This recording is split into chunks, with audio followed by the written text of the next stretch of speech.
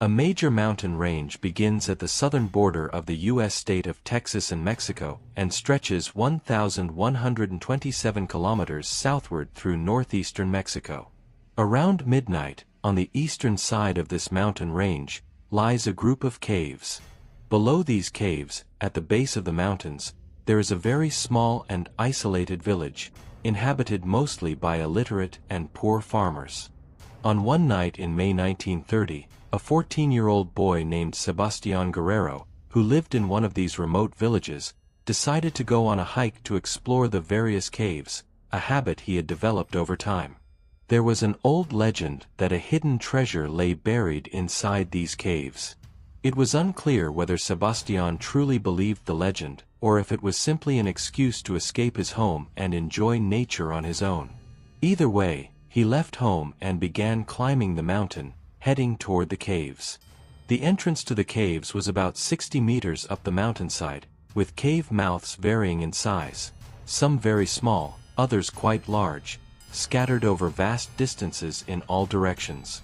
As he walked through the pitch-black night without carrying a flashlight, he noticed a light coming from one of the distant cave entrances. He had never seen light coming from the caves before, especially at night, so his curiosity was piqued. He moved closer to investigate. As he approached, he began to hear sounds coming from inside the cave, sounds that resembled either laughter or screaming. He wasn't sure, maybe there was a party happening inside. But as he got within about 50 meters, he realized the sounds were screams of pain and fear, not joy. With each step closer, his anxiety grew. He could now hear a large group of people inside the cave. They seemed to be singing or chanting in unison, accompanied by other solitary screams that hinted at extreme fear or torment. Despite being overtaken by fear, his curiosity was stronger. He crept to within just 3 meters of the cave's entrance. He hid behind a rock, hesitating to look inside, afraid someone might spot him.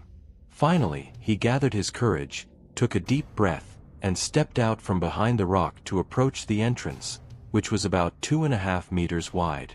He peeked inside, and what he saw froze him in terror. A primal survival instinct kicked in. Sebastián turned and ran from the cave at full speed, unsure if anyone had seen him, but feeling as if something or someone was chasing him.